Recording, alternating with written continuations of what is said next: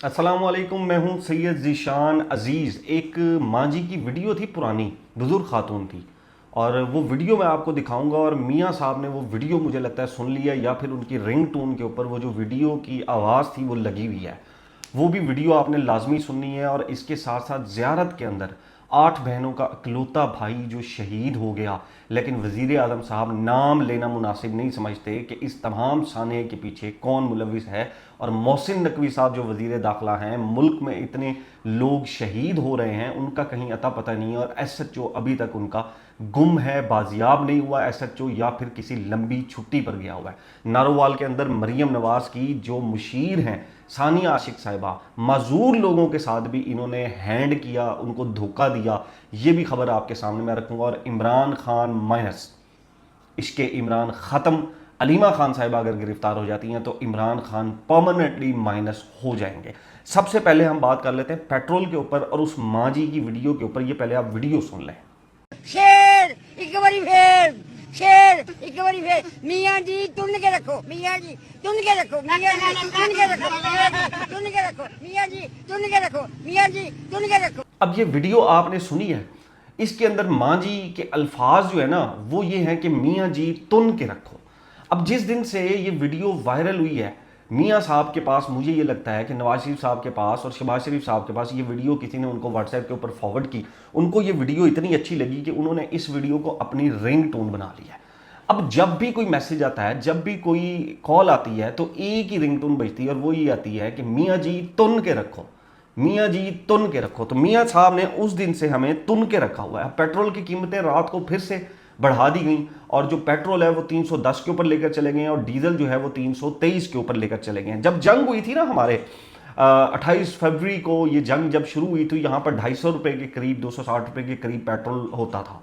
उसके बाद जंग ख़त्म हो गई। जंग ख़त्म होने के बाद पेट्रोल की जो कीमतें हैं वो अपनी मामूल की कीमतों के ऊपर आ गई। लेकिन पाकिस्तान में होना तो ये चाहिए था कि पहले वाली कीमत के ऊपर पेट्रोल आ जाता। हम तो 150 वाले के ऊपर रो रहे थे, क्योंकि मियाँ साहब तुन के रखने के लिए भी इसीलिए आए थे कि 150 के ऊपर मेरी जो आवाम है, मेरे जो लोग हैं वो बड़े गरीब हो गए, और कपड़े बेचकर इन्होंने हमें आटा भी देना था।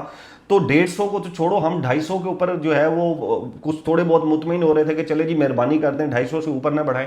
तो 299 रुपये के ऊपर इन्होंने जब पेट्रोल की कीमतें कम भी कर दी, तो ओवरऑल इन्होंने कम नहीं की। यानी कि जो सस्ता पेट्रोल वहां से आ रहा था वो पाकिस्तान पहुंचने में इतना टाइम लग गया कि अब पेट्रोल वहां पर सस्ता हो गया, हमारे पास महंगा ही है। महंगा पेट्रोल यहाँ पर हमारे पास 1 घंटे के अंदर पहुंच जाता है, लेकिन जब पेट्रोल सस्ता होता है 2-2 3-3 हफ्ते हमारे पास नहीं पहुंचता है। अब इसके अंदर पेट्रोलियम लेवी क्या है? ये जो हम सुनते हैं ना कि जी हुकूमत ने पेट्रोलियम लेवी बढ़ा दी है, हुकूमत अब अपने मुनाफा जो है वो इसके अंदर बढ़ाती जा रही है।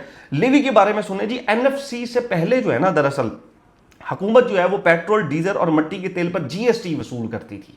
GST जो टैक्स होता था, ये NFC से पहले हुकूमत इसके ऊपर वसूल करती थी। उसके बाद 18वीं तरमीम के बाद ये हुआ कि GST की वसूल की हुई रकम का एक बड़ा हिस्सा, यानी कि तकरीबन कोई 60% जो इसका हिस्सा था वो सूबों को देना पड़ता था। पेट्रोल के ऊपर जो GST लगता था उसका 60% चारों सूबों को देना पड़ता था। अब उसकी वजह से वफाक के पास पैसे ही नहीं बचते थे, वफाक के पास फंड्स नहीं होते थे। वफाक फंड कहाँ से लाए? GST का 60% इन्होंने सूबों को दे दिया। तो फिर इन्होंने ये सोचा कि अब हमने पैसा कहाँ से लाना है, हम कहाँ से जो है वो अपने पास जो है वो पैसा लेकर आए। तो इन्होंने फिर उसके बाद PDL, पेट्रोलियम डेवलपमेंट लेवी का जो है वो एक आगाज़ किया। अब उसमें इन्होंने पेट्रोल की प्राइस की मद में लेवी की प्राइस जो है वो इन्होंने रखना शुरू कर दी, जो खालिस्तान गवर्नमेंट का प्रॉफिट है, जिसका पैसा वफाक के पास जाता है। अब पेट्रोलियम की जो लेवी का पैसा है वो बढ़ाते अब इतनी हद तक आ गया कि हमें पेट्रोल जो है वो 300 से भी ऊपर पहुंच गया, और इसके अंदर लेवी की प्राइस जो है वो बहुत ज़्यादा है, क्योंकि वफाक को पैसे चाहिए। अब सवाल ये है कि ये जो FBR ने टैक्स इकट्ठा करना है, ये जो नैब के इदारों ने करप्शन से पैसे लेकर आने हैं, ये जो बाकी इदारों ने इस्लाहात की हैं वहाँ से उन्होंने पैसा इकट्ठा करना है। हमारे वज़ीर आज़म ने जो 30 से ज़्यादा दौरे कर लिए, वो जो इन्वेस्टमेंट आनी थी उसमें से कुछ भी नहीं आया। पैसा पाकिस्तान में कहीं से भी नहीं आ रहा, तो अब पैसा तो चाहिए वफाक को। तो उसके लिए फिर मियाँ साहब को वो रिंगटोन याद आ गई कि मियाँ जी तुन के रखो। तो मियाँ जी ने पेट्रोलियम लेवी बढ़ा दी, और उसके ऊपर उन्होंने जो है वो अब पेट्रोल की प्राइसेस बढ़ा दी। लेकिन आपने परेशान नहीं होना है, क्योंकि अभी पिछले ही हफ्ते आपको पूरे 1.5 रुपए कम करके दिया था मियाँ साहब ने, क्योंकि उस वक्त जो है वो ये रिंगटोन नहीं बजी, किसी की कॉल नहीं आई, किसी का मैसेज नहीं आया, तो मियाँ साहब ने 1.5 रुपए का रिलीफ देकर अब आपको जो है वो 13 से 14 रुपए का उन्होंने तुन के रख दिया। और आपको अब महसूस भी हो रहा होगा कि वाकई मियाँ साहब ने आपको तुना है। अब मियाँ साहब के साथ जो है वो मेरी चंद गुजारिशात हैं। वो गुजारिशात ये हैं कि मियाँ साहब, मैं आपके बिल्कुल साथ हूँ, आप बिल्कुल गलत नहीं कर रहे हैं। देखें, जहाज़ लेना है पंजाब वालों ने, फिर वफाक के अंदर भी बहुत ज़्यादा खर्चे हैं, 40-40 गाड़ियों का प्रोटोकॉल है, ब्लू पासपोर्ट हैं, इनके खर्चे हैं, ट्रैवल के खर्चे हैं, इनकी तनख्वाहें भी बेचारों की गरीब लोग हैं वो बढ़ा दिए हैं। फिर इनके छोटे छोटे बच्चे हैं जो 28-28 साल के हैं, उनका भी बोझ हमारे ऊपर जो है वो पड़ता है, इनका आना जाना, इनके फ़ज़ाई सफ़र हमारे ऊपर पड़ते हैं। तो इतने ज़्यादा हमारे खर्चे हैं जो एक्चुअली डिज़र्विंग लोग हैं हमारे, वो हमारे सेक्रेटरीज़ हैं, वो हमारे MNAs हैं, वो हमारे MPs हैं, वो हमारे सेनेटर्स हैं, तो इन सब के खर्चे कहीं ना कहीं से तो पूरे करने हैं। तो मियाँ जी, ये जो 24-25 करोड़ लोग हैं ना, इनको आप तुन के रखें। जाहिर सी बात है, पेट्रोल हमने मुफ्त भी देना है, हमने बिजली भी मुफ्त देनी है, बिल्कुल इनको तुन के रखें। अभी मैं तो ये परेशान हूँ कि मियाँ साहब, आपने जहाज़ क्यों नहीं लिया अपने लिए? आप क्यों पुराने वाले जहाज़ के ऊपर सफ़र कर रहे हैं? अगर मरियम नवाज जहाज़ ले सकती है तो आपका तो जहाज़ लेना बनता है। ये PDL तो एक्चुअली आपका प्रॉफिट है। तो आप मियाँ साहब इन लोगों को तुन के रखें, अपने लिए एक जहाज़ भी लें। ये अभी मुबैना तौर पर 4 गाड़ियों का मैंने इनसे सवाल किया हुआ, उसका जवाब नहीं आया। वो अपने लिए गाड़ियाँ ले रहे हैं, आप भी अपने लिए कोई महंगी गाड़ी खरीदें, आवाम आपको पैसा दे रही है। ये गरीब लोग हैं ना, ये सुबह शाम जाकर पैसा कमाते हैं, आप ही के लिए कमाते हैं ना मियाँ साहब, ताकि आपको कोई तकलीफ ना हो, ताकि आपके लिए कोई मुश्किलात ना आए। तो आप वो गाड़ी भी लें, महंगी तरीन गाड़ियाँ लें, अपने वज़रा को भी गिफ्ट करें।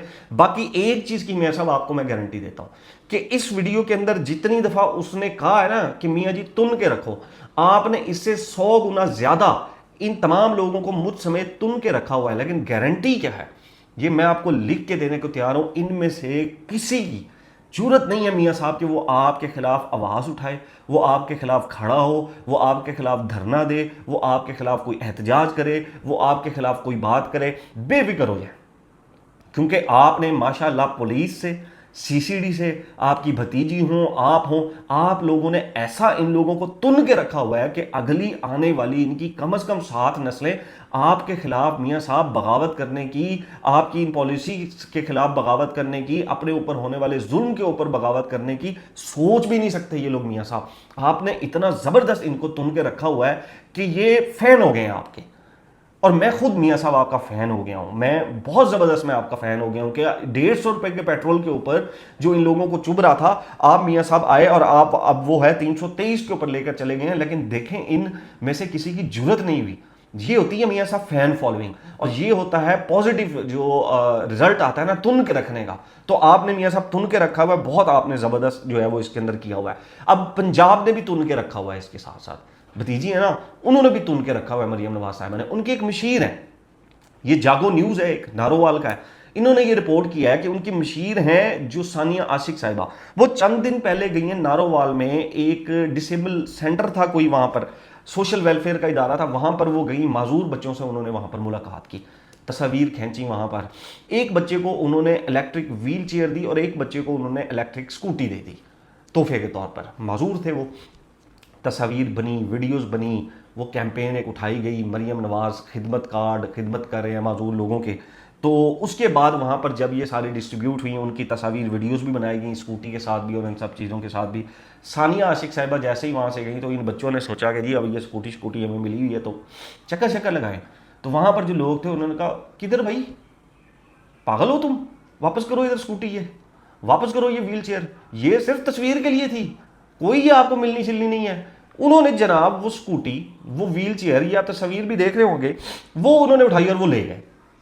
उसके बाद ये जागो न्यूज़ वालों को भला हो इनका, इन्होंने बड़ा ज़बरदस्त काम किया, और इस एंकर ने भी, कि इनको पता लगा, इन्होंने उन बच्चों को साथ बिठा के ये सारा जो ड्रामा था वो बेनकाब कर दिया कि किस तरह इस हुकूमत ने, मरियम नवाज साहिबा ने और उनकी जो मुशीर है, उन्होंने मजूर बच्चों को भी जो है वो मामू बना दिया, उनको भी बेवकूफ़ बना दिया कि एक तो ऑलरेडी वो डिसेबल है, ऊपर से आप उनके ऊपर इस तरह का जुल्म करें, उनसे सारी चीज़ें जो है वो ले गए। इन्होंने वो भांडा फोड़ा, इन्होंने वो ड्रामा फोड़ा, तो अब दोबारा जाकर इन्होंने जो है वो हुकूमत ने उनको दोबारा से जो उनको इलेक्ट्रिक स्कूटी दी थी और व्हील चेयर दी थी, वो इन्होंने दोबारा उसको जो है वो वापस कर दी। अब आप अंदाज़ा करें, उधरों चाचे ने तुन के रखे हुआ है, इधरों जड़ा है वो भतीजी ने हम सबको मिलकर जो है वो तुन के रखा हुआ है, और हम बिल्कुल खुश हैं कि इन्होंने हमें बिल्कुल ठीक तुन के रखा हुआ है। ज़ियारत का हादसा, इमरान खान साहब की माइनस के ऊपर भी मैं बात करूंगा। ज़ियारत का जो हादसा हुआ 8 जुलाई को गालबन सोमवार वाले दिन, जहाँ पर 30 पुलिस एहलकार जो है वो वहाँ पर शहीद हुए और हमलावरों ने, दहशत गर्दों ने उनको शहीद किया। 9 पहले शहीद हुए, 21 लोग पहले शहीद हुए। उसमें एक अताउल्ला साहब, उनकी 8 दिन के बाद शादी थी और वो 8 बहनों का इकलौता भाई था। 6 बहनें थी पहले, 6 बहनों के बाद ये एक जो है वो पैदा हुआ भाई, और फिर उसके बाद 2 बहनें मजीद पैदा हुई। टोटल 9 बहन भाई, और ये इकलौता 8 बहनों का एक भाई, ये भी उसके अंदर शहीद हो गया। शादी की छुट्टियों के ऊपर ये आया हुआ था, इसकी शादी की छुट्टियां कैंसिल की गई और इसको जो है वो वहां पर बुलाया गया।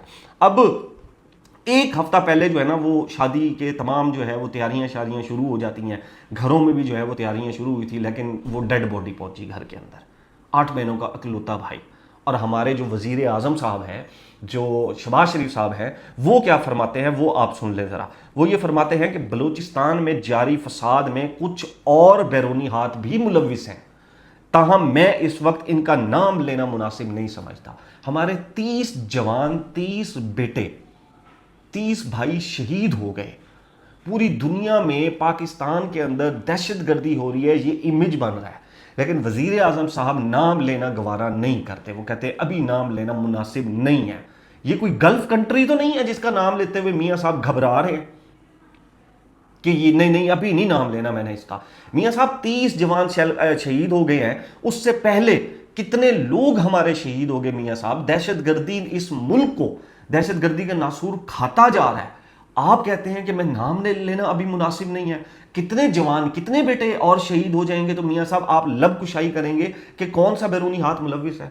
और मोहसिन नकवी साहब वजीर दाखिला हमारे, जनाब रिस्पेक्टेड मोहसिन नकवी साहब, उनका अता पता ही नहीं है। ये इतना बड़ा सानिया हो गया, उनका पता ही नहीं है कि वो कहाँ पर है, कहीं लेना देना ही नहीं उनका। और उनकी आपको SHO वाली वीडियो अगर नहीं याद तो ये वीडियो आप सुन लें। बता दूं, अभी हम ये बात कर रहे थे ऑपरेशन की, किसी ऑपरेशन की कोई जरूरत नहीं है। ये एक SHO की मार है और आप देखेंगे ये एक SHO की मार रहेंगे इंशाल्लाह ताला। इनके लिए कोई लंबी चौड़ी हमें साइंस करने की जरूरत नहीं है।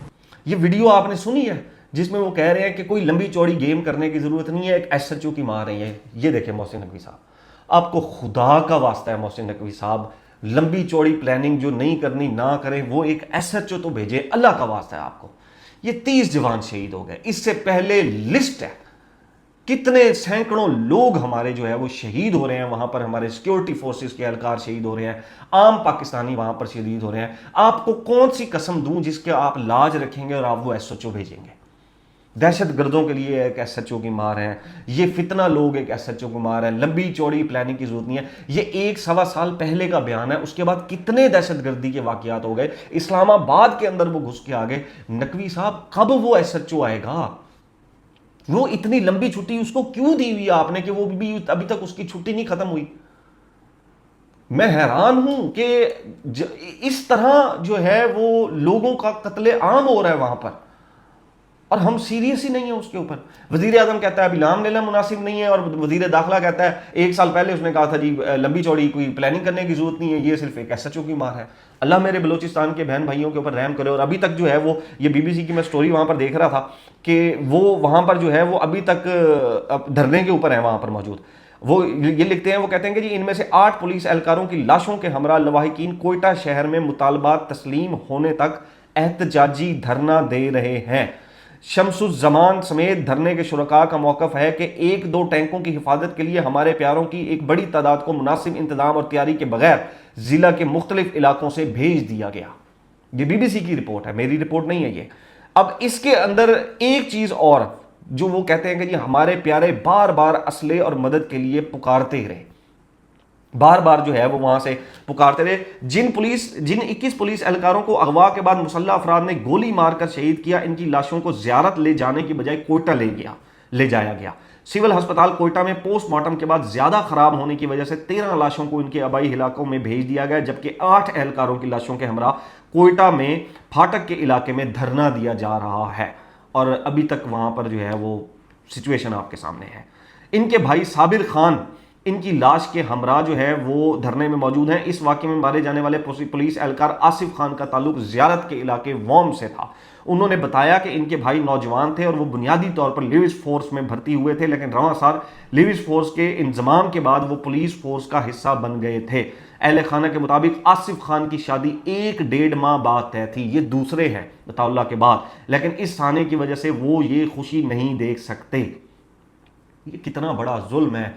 मैं स्टेट के इदारे, हमारे फील्ड मार्शल साहब, हमारी फ़ौज, हमारी रेंजर्स, हमारी पुलिस, मेरी इन तमाम से गुजारिश है कि क्या आप लोगों ने ये वज़ीर आज़म साहब की स्टेटमेंट देखी होगी ना कि अभी नाम लेना मुनासिब नहीं है। सर हमने और कितने जनाजे उठाने हैं, सर हमने अपने और कितने बलोची बहन भाइयों की शहादत का इंतज़ार करना है, हमने अभी और कितने पाकिस्तानियों की, अपने एहलकारों की शहादत का इंतज़ार करना है कि जिसके बाद हम नाम लेंगे कि फ़लाँ इसके अंदर मुलविस है। और मुलविस को तो छोड़े, हम कब तक इंतज़ार करेंगे, कब हम सुनते आ रहे हैं दहशत गर्दी के नासूर को जड़ से फेंक के उखाड़ के फेंक देंगे, दहशत गर्द जो है वो पाकिस्तान में दहशत गर्दी नहीं फैला सकेंगे, पाकिस्तान को आगे जाने से कोई नहीं रोक सकता। सर हमने रोकना तो है, आई डोंट नो हम क्यों नहीं इनको सर रोक पा रहे। खुदा का वास्ता है सर इनको रोकें। हमारे पाकिस्तानी, हमारे एहलकार शहीद हो रहे हैं, खुदा का वास्ता है सर इनको रोकें। ये कितना बड़ा सानिया है। और इसके बाद भी हमारा जो है वो वज़ीर दाखिला यहाँ पर मौजूद नहीं है, तो ये एक बड़ा सवालिया निशान है कि अपने लोग दहशतगर्दी से मार रहे हैं, हमारा वज़ीर दाखिला बाहर जो है वो टूर के ऊपर है। इमरान खान साहब के ऊपर बात करते हैं। इमरान खान साहब माइनस। अभी स्टोरी जो है वो ये है कि अपोजिशन का गुज़िश्ता रोज़ जो है वो इजलास हुआ और मुल्क भर में उन्होंने जो है वो जलसों का फैसला किया। अपोजिशन का इमरान खान की बहन अलीमा खान की 26 नवंबर के केस में जो है वो मुमकिन सज़ा पर खदशात का इजहार किया। यानी कि 26 नवंबर का जो केस था उसमें अलीमा खान साहिबा को भी नामजद किया गया था। तो वो जो केस है उसका रावलपिंडी ATC में ट्रायल बड़ी तेज़ी से जा रहा है और ये कहा जा रहा है कि इसका फैसला जल्दी आ जाएगा। तो अलीमा खान साहिबा को जो है वो इसके लिए जो है वो सज़ा हो सकती है। अलीमा खान साहिबा तो पहले ही कह चुकी हैं कि वो या तो बरी होंगी या सज़ा होंगी और वो दोनों के लिए तैयार है इसके लिए। लेकिन क्या PTI के पास कोई लाहे अमल है कि अलीमा खान साहब की गिरफ्तारी के बाद वो क्या करेगी? PTI एज जमात वो इसके ऊपर क्या करेगी? अलीमा खान मुतअद्दिद बार क़यादत को कह चुकी हैं कि स्ट्रीट मूवमेंट चलाओ, लेकिन इनकी तजवीज़ पर गौर नहीं किया जाता। गुज़िश्ता रोज़ अपोजिशन का इलाज सिर्फ ज़बानी जमा खर्च है या कोई मुकम्मल हिकमत अमली भी मौजूद है, या सिर्फ एक स्टेटमेंट पास की गई है जिससे वो कहते हैं यार साढ़े ना दी कोई स्टेटमेंट नहीं आई, 2 दिन हो गए ना TV 4 दिन हो गए ने, एक स्टेटमेंट ही काट दियो यार, हम हैं अभी, हम अभी जिंदा हैं, हमारा वजूद है। अब ये जो कॉल है, इस कॉल का हशर क्या होगा, ये जो इसके ऊपर रिएक्शन क्या होगा? ये जो अचकज़ई साहब ने कॉल दी थी, फरवरी में दी थी, उस जैसा होगा या इसको कोई कामयाबी भी मिलेगी अगर अलीमा खान साहिबा जो है वो गिरफ्तार हो जाती हैं? इमरान खान साहब फिलहाल तक माइनस हो चुके हैं। PTI की जमात, इश्क़ इमरान, तमाम लोग उनको माइनस कर चुके हैं। इस वक्त तक कहीं भी आपको इमरान खान साहब नजर नहीं आ रहे। पिछला आप 1 हफ्ता 2 हफ्ता उठा के देख लें, कहीं आपको इमरान खान साहब नजर आएंगे? नहीं आएंगे आपको। कहीं मरात डिस्कस हो रही हैं, कहीं पर जो है वो ब्लू पासपोर्ट डिस्कस हो रहे हैं। मुद्दे अब हमारे पास ये रह गए हैं, कोई बड़ी धरना, कोई बड़ा जुलूस, कोई बड़ी कॉल, ऐसा कुछ भी नहीं है। तो इमरान खान साहब को तो पहले माइनस कर चुके हैं। जिंदा रखा हुआ था अलीमा खान साहिबा ने और उनकी 2 बहनों ने, नौरीन साहिबा ने और साथ अज़मा साहिबा ने जो है। अगर इनमें से भी एक बहन गिरफ्तार हो जाती है तो फिर तो पक्के इमरान खान साहब माइनस ही आप समझे। यानी कि इन्होंने अपने चेयरमैन के लिए ऐसा क्या कर लिया कि बहनों के लिए करेंगे? बहनें तो वैसे तकलीफ दे हैं, वो तो कहती हैं कि अडियाला हो, वो कहती हैं जलसा करो, वो कहते हैं प्रोटेस्ट करो, वो कहते हैं कोई लॉन्ग मार्च करो, वो तो ये नहीं कर सकते। तो इमरान खान साहब के लिए जिन्होंने कुछ नहीं किया वो उनकी बहनों के लिए कुछ नहीं कैसे करेंगे? और पिछली दफा अलीमा खान साहिबा ने तो डिसहार्ट होकर कहा था कि अब यहां पर कोई पार्टी वर्कर ना आया करे, हम खुद ही यहां पर कर लेंगे। तो माइनस है वो, इमरान खान साहब माइनस हो चुके हैं और उसको ऑलरेडी एक्सेप्ट कर चुकी है ये जमात कि अब होना होगा, बाहर आना होगा तो आ जाएंगे, नहीं तो यार साड़ी तो वजारत भी मिली हुई है हमें तो हम तो CM भी बने हुए हैं, ब्लू पासपोर्ट, 8 वेपन के असले और ये सारी मरात तो कम से कम लो ना खान के नाम के ऊपर। उसके लिए क्या किया है? अगर अलीमा खान साहिबा गिरफ्तार हो जाती हैं तो ये आप लिख लें कि कोई मूवमेंट नहीं चलनी, कोई मूवमेंट ये लोग नहीं चला सकते। हल्की फुल्की शुरू में ये जो है वो करेंगे, अपोज करेंगे, उसको मुजामत करेंगे, छोटी छोटी सी हल्की आंच के ऊपर मुजामत ये करेंगे। उसके बाद उसको भी आहिस्ता आहिस्ता जो है ना ये वो कर लेंगे, न्यूट्रल कर लेंगे उसको भी आहिस्ता आहिस्ता कि यार ये तो रोज का, ओ यार ये तो रोज का। तो खान साहब अंदर बैठे हैं तो उनकी बहन का क्या? तो एक्चुअली अगर अलीमा खान साहिबा अरेस्ट हो जाती हैं तो PTI के लोगों के लिए ये बेहतरीन चीज होगी कि अलीमा खान साहिबा को चंद माह अंदर रखें, अडियाला वाला तमाशा तो बंद हो ना रोज आने जाने वाला। तो ये उनके लिए बेहतरीन फेवरेबल सिचुएशन होगी कि हलीमा खान साहिबा अरेस्ट हो जाएं, उनको सजा हो जाए। पीछे 2 बहनें हैं, उनको भी डरा डरू के चुप करा के जो है वो कुछ ना कुछ कर लेंगे कि एक बहन अंदर है, दोनों बाकी ना अंदर चले जाना। तो थोड़ा सा हौसला कर करके फाइनली इमरान खान साहब जो है वो पीटीआई की तरफ से माइनस हो चुके हैं। अब तक के लिए इतना ही। नेक्स्ट व्लॉग तक अपना अपने इस चैनल का ख्याल रखिएगा। अल्लाह हाफिज़।